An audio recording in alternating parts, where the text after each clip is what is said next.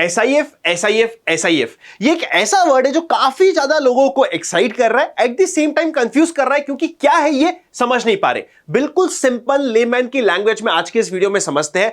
यहां पे समझाने के लिए मेरे पास बहुत सारी चीजें हैं। मतलब अगर मैं चाहूं कि मुझे आपको कंफ्यूज करना और इंप्रेस करना है, SIF मेरे लिए आज के दिन परफेक्ट टॉपिक है। इतना लेंदी, इतना कंफ्यूजिंग वीडियो बनाऊंगा कि आप परेशान हो जाओगे, पर मेरा वो एजेंडा नहीं है। मेरा ये एजेंडा है कि आपकी मदद हो, आपको समझ आए कि इसका एक्चुअल यूज क्या है, मतलब क्या है, बिल्कुल सिंपल लैंग्वेज में समझते हैं।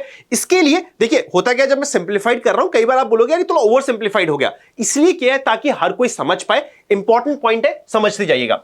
SIF यानी कि स्पेशलाइज्ड इन्वेस्टमेंट फंड, एक नई कैटेगरी लॉन्च करी गई है जो म्यूचुअल फंड और PMS के बीच की है। ऐसा मैंने बीच की क्यों कहा, क्योंकि म्यूचुअल फंड में तो आप 100 रुपए, 1000 रुपए, 10,000 रुपए कुछ भी इन्वेस्टमेंट कर सकते हो। PMS में आपको इन्वेस्टमेंट करने के लिए मिनिमम 50 लाख रुपीस चाहिए होती है। पर आज के दिन एक्चुअली प्रॉब्लम देखी जाए ना, तो काफी सारे इन्वेस्टर्स के पास लमसम पैसा इन्वेस्टमेंट करने के लिए है, पर 50 लाख नहीं है। उनके पास यूजुअली 10 लाख, 15 लाख है। तो उसके लिए नई कैटेगरी आई है जिसका अमाउंट है 10 लाख रुपए। 10 लाख रुपए से आप अपना SIF स्टार्ट कर सकते हो, और मेरे पर्सनल माइंडसेट के हिसाब से बहुत अच्छी कैटेगरी आई है। बिकॉज आज के दिन जितनी भी अनरेगुलेटेड एडवाइजरी एंड टिप्स का बिजनेस चल रहा है, मतलब काफी सारे लोग बोलते हैं कि आपको पैसा दे देते हैं भाई साहब, 10 लाख रुपए देंगे, आप ही उसमें शेयर बाय करो, परचेज करो, सेल करो, सब कुछ काम करो, हमें उसका प्रॉफिट दे देना, 1% शेयर या फीस हम आपको दे देंगे। ये काम सबसे ज्यादा चल रहा है इस वाली सपोजिटली बिना कैटेगरी के होने की वजह से। जैसे ये कैटेगरी आ जाएगा, ये अनरेगुलेटेड काम करने वाले का धंधा बंद, और जितने भी स्कैम होते हैं आपके साथ, उसके होने की प्रोबेबिलिटी कम हो जाएगी। स्कैम तो फिर भी होंगे, क्योंकि लोगों को लगेगा यहां पे मुझे मिल रहा है कम रिटर्न, कोई मेरे को 50-60% साल का गारंटी का दे रहा है। जो यूजुअली स्कैमर्स होते हैं, आपसे सिर्फ पैसा हड़पने के लिए ऐसी बातें करते हैं, उनकी तरफ अभी भी जाएंगे, पर उनका हम कुछ नहीं कर सकते। हम लॉजिकल बात करते हैं। अब समझते हैं इसमें कंप्लीट टैक्सेशन, क्योंकि क्या होता है, कोई भी नया चीज आती है, हमें सबसे पहले टेंशन होती है भैया टैक्स कितना लेगी सरकार। जो आपका म्यूचुअल फंड में टैक्स लगता है, चाहे वो डेट हो चाहे वो इक्विटी हो, सेम टैक्सेशन यहां पे लग जाएगा। एक्सपेंस रेशियो, जो म्यूचुअल फंड की अपर लिमिट है 2.25%, वही यहां पे आपको लग जाएगी। ये अपर लिमिट हो चुकी है, इससे ऊपर नहीं होगी। किसी भी प्रकार की परफॉर्मेंस फीस आपसे चार्ज नहीं होगी। अब सेकंड बात करते हैं कैटेगरीज। बहुत सारी कैटेगरीज है, आप थोड़ा सा कॉम्प्लिकेट हो सकते हो इसे देख के, सिंप्लीफाई करता हूं आप सभी के लिए। मेनली 3 कैटेगरी है, इक्विटी, डेट, हाइब्रिड। जैसा कि नाम बता रहा है, इक्विटी में इक्विटी का इन्वेस्टमेंट रहेगा, डेट में डेट का इन्वेस्टमेंट रहेगा, हाइब्रिड में सबका मिक्सचर रहेगा। पर इतना भी सिंपल नहीं है। हर एक म्यूचुअल फंड हाउस हर एक कैटेगरी में, फॉर एग्जांपल इक्विटी में 3 सब कैटेगरी है, डेट में 2 कैटेगरी है, हाइब्रिड में 2 कैटेगरी है, मतलब टोटल 7 कैटेगरी हो गई। हर एक कैटेगरी का सिर्फ एक फंड लॉन्च कर सकता है एक फंड हाउस। मतलब एक फंड हाउस के पास SIF के नाम पे 7 ही SIF रहेंगे आज के दिन। ये एक रूल है, समझ गए आप इतना। अब इसके बाद एक एक चीज को समझते कि एक एक के नीचे की कैटेगरी का मतलब क्या है, और इन सभी SIF में से मुझे पर्सनल फेवरेट कैटेगरी कौन सी लग रही है। आप अपने गेसेस को कमेंट कर दीजिएगा कि मेरी पर्सनल फेवरेट कौन सी हो रही है, पर 90% टाइम आप गेस नहीं कर पाओगे, क्योंकि एक डिफरेंट कैटेगरी जो मुझे पसंद आ रही है, आप लोगों को हो सकता है कुछ और पसंद आए, पर एक एक करके सिंप्लीफाई करते हैं। पहली होती है लॉन्ग और शॉर्ट। इक्विटी लॉन्ग शॉर्ट है उसका नाम। इसका मतलब क्या हुआ, देखिए लॉन्ग करना क्या होता है, सबसे पहले वो समझते हैं, फिर शॉर्ट समझते हैं। लॉन्ग का मतलब क्या होता है, मुझे लग रहा है कि ABC शेयर बढ़ने वाला है, बिकॉज इसमें कोई न्यूज आई है, या फिर इसके रिजल्ट्स अच्छा है, या फिर बस मुझे सपना आया है कि भैया ये बढ़ेगा, मेरे को लगता है बस ये बढ़ेगा और मैं इसको बाय करना चाहता हूं, लॉन्ग करना चाहता हूं। लॉन्ग मतलब आपको ये लग रहा है कि ये शेयर में आपको तेजी करने की इच्छा है, तो वो लॉन्ग हो गया। आपको लग रहा है कि यार इस कंपनी का तो बंटाधार होने वाला है, ये तो टूटेगी, आप इसको शॉर्ट करके कमाना चाहते हो। लॉन्ग में आप कब कमाते हो, सपोज करते हैं आपने कोई शेयर 100 रुपए का बाय किया, वो 110 रुपए पे पहुंच गया, ये 10 रुपए आपका गेन हो गया। शॉर्ट में क्या करते हो आप, आपके पास शेयर नहीं है आज के दिन, आप बिना शेयर के उस कंप्लीट शेयर को, उसके फ्यूचर्स को शॉर्ट कर देते हो, सेल कर देते हो। आपने 100 पे सेल किया, प्राइस नीचे आ गया, प्राइस आ गया 90 पे आपने उसको प्यार से बाय कर लिया। आपने बाइंग की एक्टिविटी बाद में करी, सेल की पहले करी। मतलब टूटते हुए मार्केट में भी अगर आपको फायदा लेना है तो आपको शॉर्ट करना पड़ता है। तो इक्विटी ओरिएंटेड में सबसे पहली कैटेगरी है इक्विटी लॉन्ग शॉर्ट, जहां पे आपको मिनिमम 80% इक्विटी का एक्सपोजर होना चाहिए, 80% आपका इन्वेस्टमेंट होना चाहिए इक्विटी में। और यहां पे आप लॉन्ग भी कर सकते हो, शॉर्ट भी कर सकते हो। पर जो शॉर्ट कर रहे हो, सिर्फ यहीं पे नहीं, जहां पे भी मैं कंप्लीट कैटेगरीज में बात करूंगा, 25% ऑफ द टोटल पोर्टफोलियो का मतलब अगर आपका 100 रुपए कंप्लीट पोर्टफोलियो में, तो 25 रुपए मैक्सिमम आप शॉर्ट का एक्सपोजर ले सकते हो। उसके अलावा आप नेकेड शॉर्ट का एक्सपोजर नहीं ले सकते। तो ये हो गई है इक्विटी लॉन्ग शॉर्ट स्ट्रैटेजी, जहां पे जो फंड मैनेजर होगा वो लॉन्ग भी कर सकता है, 25% तक शॉर्ट भी कर सकता है, मिनिमम 80% उसको इक्विटी में इन्वेस्टेड रहना है। सिंपल। सेकंड आता है equity x top 100 long short. जैसा कि नाम बता रहा है, ये इक्विटी में एक्सपोजर लेगा, पर excluding top 100 companies market capitalization के अकॉर्डिंग। मतलब जो टॉप 100 कंपनी है ना, उसमें ज्यादा एक्सपोजर ही नहीं ले सकता। उसके अलावा नीचे वाली कंपनी यानी कि मिड कैप और स्मॉल कैप में मिनिमम 65% का एक्सपोजर इसको लेना पड़ेगा। इसकी इच्छा करे कि मेरे को 65 नहीं, मेरे को 85 लेना है, 85 भी आप ले सकते हो स्मॉल एंड मिड कैप में, पर ये मिनिमम हो चुका है। Small and mid cap category में आपका मिनिमम 65% का एक्सपोजर होगा। यहां पे भी आप शॉर्ट कर सकते हो, पर जो शॉर्ट करने का परसेंटेज है टोटल पोर्टफोलियो का, अगेन 25% ही आप नेकेड शॉर्ट कर सकते हो। सिंपल। थर्ड आते हैं इक्विटी में final category, sector rotation long short. यहां पे भी आप लॉन्ग भी कर सकते हो, शॉर्ट भी कर सकते हो। मान ली बात, यहां पे मिनिमम आपको 80% of the total portfolio 4 sector में ही आप लगा सकते हो। आप बोलोगे नहीं मेरे को 5 सेक्टर में लगाना है, नहीं, आपको कंसंट्रेटेड सेक्टर कॉल्स लेने पड़ेंगे। अगर कोई इन्वेस्टर कह रहा है कि भैया मैं चाहता हूं कि आप मेरे लिए सेक्टर कॉल लो, तो आप वो कॉल लो। ऐसा नहीं आपने सेक्टर फंड में 10 सेक्टर भर लिए, नहीं, नॉट अलाउड। आपको मिनिमम 80% एक्सपोजर 4 सेक्टर में रखना पड़ेगा। आप चाहते हो कि यार मेरे को थोड़ा और सेक्टर लेना है, आपने 80% का ले लिया 4 सेक्टर, बाकी में आप मर्जी पड़े जितने सेक्टर भर लो, कोई फर्क नहीं पड़ रहा, पर एक अच्छा हेल्दी एक्सपोजर आपका होना चाहिए। और यहां पे अगेन शॉर्ट आप मैक्सिमम कर सकते हो 25% ऑफ द पर्टिकुलर सेक्टर का एक्सपोजर। यहां पे टोटल पोर्टफोलियो की बात नहीं हो रही है। अगर सपोज करते हैं आईटी एक सेक्टर है, जस्ट फॉर एग्जांपल, जिसमें आपने 25% का एक्सपोजर ले लिया, आपको लग रहा है आईटी बहुत अच्छा है, मैंने 25% लॉन्ग कर दिया आईटी में, आपको उसके अगेंस्ट में शॉर्ट भी करनी है कुछ स्टॉक्स को। कुछ तो आपने लॉन्ग कर दिए अच्छे वाले, कुछ को आप शॉर्ट करना चाहते हो। जिनको आप शॉर्ट करना चाहते हो वो 25% का 25%, यानी कि मात्र 6.25% का ही आप शॉर्ट कर सकते हो। सेक्टर वाइज आपकी 25% की लिमिट लग जाएगी। सिंपल। ये उनके लिए अच्छा है, उन इन्वेस्टर्स के लिए अच्छा है जिनको सेक्टर कॉल्स लेनी है। एक बार मैं थोड़ा सा सिंप्लीफाई कर देता हूं। ये वाली कैटेगरी जो इक्विटी में एसआईएफ करना चाहते हैं, हार्डकोर इक्विटी में with majority exposure in large cap, क्योंकि मेरा यहां पे अजम्पशन है, ये मेरा अजम्पशन है बाय द वे, कि मेजॉरिटी एक्सपोजर यहां पे लार्ज कैप्स में भी होने की एक्सपेक्टेशन ज्यादा है। मिड एंड स्मॉल कैप में चाहिए तो ये हो गया, आपको सेक्टर कॉल्स लेनी है तो ये हो गया। 3 कैटेगरी सिंप्लीफाई हो गई। बाय द वे एसआईएफ 1 तारीख से ओपन हो गए हैं। आप चाहते हो कि हमारी टीम, हम लोग एसआईएफ का ऑलरेडी लाइसेंस, जितने भी कंप्लायंस की पॉइंट होते हैं सब पूरे कर चुके हैं। अगर आप चाहते हो कि हमारी टीम हमारे पर्सनल डिस्ट्रीब्यूशन के माइंडसेट से कौन सा बेटर लग रहा है वो समझाते हुए आपको गाइड करे, या एसआईएफ के रिलेटेड आपकी क्वेरी को सॉल्व करे, और आप चाहते हो कि एक 1-to-1 डिस्कशन हो, तो मैंने डिस्क्रिप्शन में आपके लिए एक फॉर्म डाल दिया, उस फॉर्म को भर दीजिएगा। हमारी टीम आपसे कनेक्ट करेगी, आपसे बात करेगी, और फिर आप एसआईएफ में हमारे सेलेक्टेड फंड में भी इन्वेस्टमेंट कर सकते हो, आप चूज कर सकते हो, और हम आपको ऑप्शन भी दे देंगे कि यार ये भी है और ये भी है, अब आप चूज करो आपको कौन सा अच्छा लग रहा है। हम हमारा ओपिनियन देंगे कि यार हमारे हिसाब से ये इंटरेस्टिंग कैटेगरी है, ये काफी अच्छा लग रहा है, उसके कारण क्या है सब समझाएंगे। तो आप थोड़ा सा पर्सनलाइज्ड टच चाहते हो और समझना चाहते हो इस कैटेगरी को, तो डिस्क्रिप्शन में एक फॉर्म दे रखा है, आप उसको जाके भर सकते हो। बाय द वे फॉर्म मुझे हटाना भी पड़ सकता है, अगर बहुत ज्यादा क्वेरीज आ गई तो after a point in time मुझे रोकना भी पड़ सकता है, पर अभी तो ये ऑन है। डेट कैटेगरी की बात करते हैं।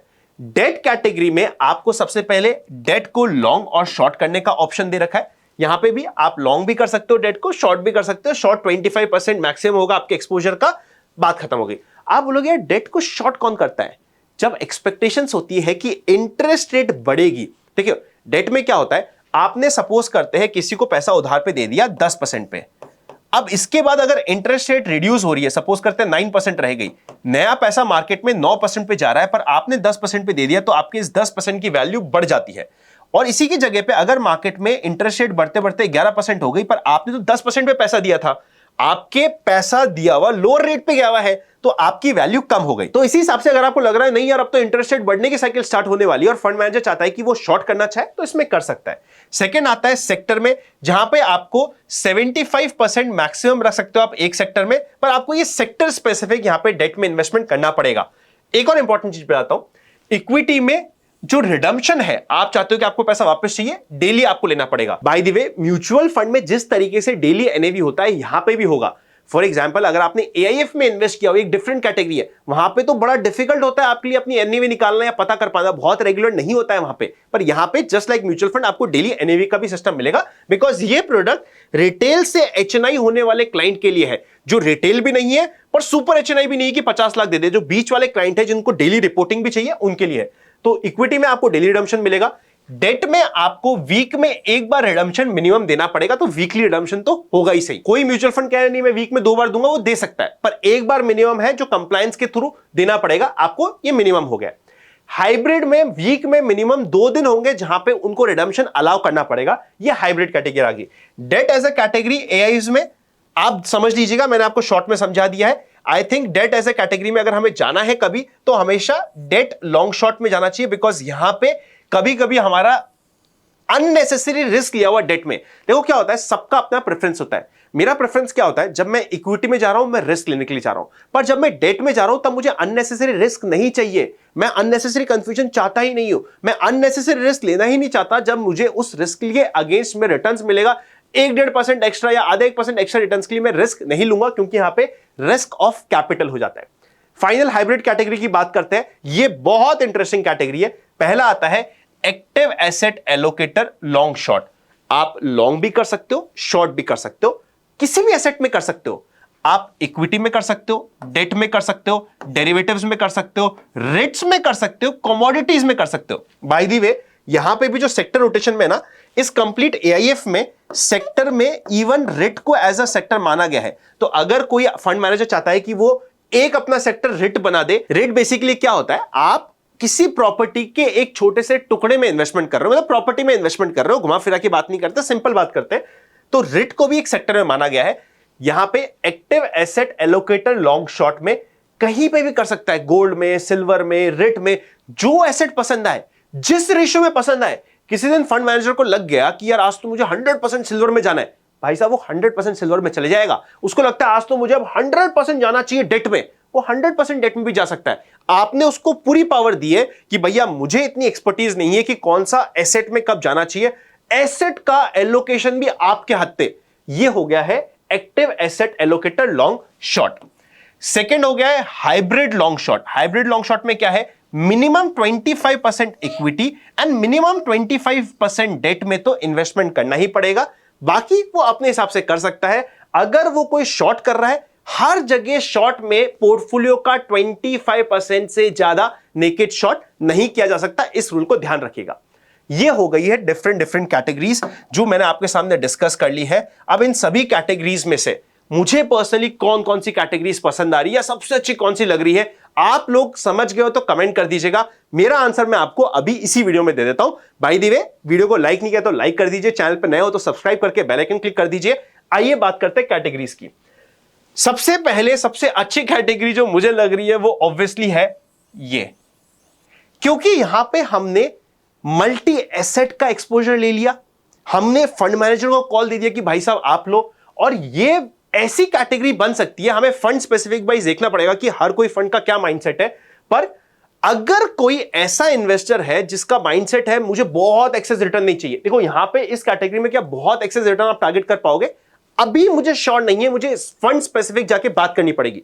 पर अगर कोई डिफेंसिव इन्वेस्टर है जिसको लगता है कि यार मुझे 10% रिटर्न आ जाए, भाई साहब 10% 11% आ जाए and I am very happy, और वो थोड़ा कंसिस्टेंट रहे, अननेसेसरी ऊपर नीचे उछाल, वॉलेटिलिटी, स्टैंडर्ड डिविएशन बहुत हाई नहीं हो, ये कैटेगरी मेरे को लगता है कि बहुत अच्छी रहेगी नए इन्वेस्टर्स के लिए, इनिशियल इन्वेस्टर्स के लिए। थोड़ा सा लो रिस्क रखते हुए एक्सपोजर और सारा का सारा हमने एक्सपर्टीज दे दी। देखो ऐसा नहीं कि इस कैटेगरी में 15% 20% के रिटर्न नहीं आ सकते, आ सकते हैं, आएंगे भी सही, 25% भी आएंगे। बहुत बार होगा कि ये कैटेगरी अच्छी तरीके से किसी भी इक्विटी के कैटेगरी को बीट कर जाएगी, बिकॉज अभी रिसेंटली हुआ क्या है, सारे एसेट एलोकेटर फंड्स ने इक्विटीज को बीट किया है, बिकॉज मल्टी एसेट चला है। गोल्ड सबसे अच्छा परफॉर्म कर रहा है जहां पे यहां पे सबसे ज्यादा एक्सपोजर हो सकता है, सिल्वर अच्छा परफॉर्म कर रहा है जहां पे यहां पे एक्सपोजर हो सकता है। तो इस माइंडसेट से अगर आपको देखना है तो ये कैटेगरी बहुत अच्छी होती है। हाइब्रिड वाली ओके कैटेगरी है, मुझे वहां पे ज्यादा इतना इंटरेस्ट नहीं आया पर्सनल, ये कैटेगरी मुझे अगेन अच्छी लगी है।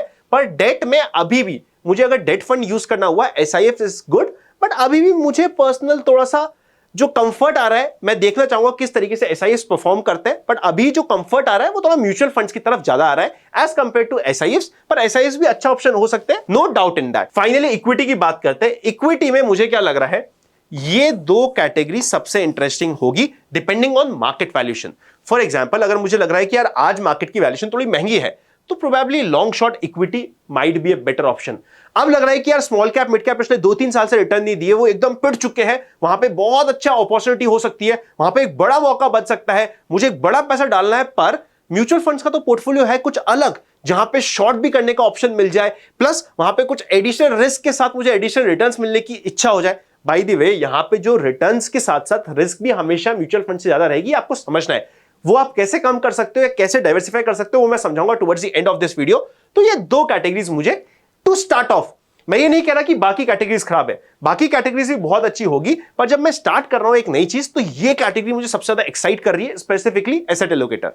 अब यहां पे होगा क्या, देखिए एसआईएफ में होगा क्या, हर एक फंड हाउस जो एलिजिबिलिटी क्राइटेरिया पूरा करेगा वो एसआईएफ लाने की ऑब्वियसली कोशिश करेगा, 100% बात है। पर मैं पर्सनली सबसे पहले उस फंड हाउस के साथ, उस फंड के साथ जाने वाला हूं जहां पे मेरे पास ट्रैक रिकॉर्ड अच्छा हो, उसका एसेट एलोकेटर को मैनेज करने का ट्रैक रिकॉर्ड अच्छा हो, उसका recent experience in mutual fund in managing asset allocator and equity funds, उसका माइंडसेट मेरे से अलाइन करता हो, ये सब मैं देखना चाहूंगा।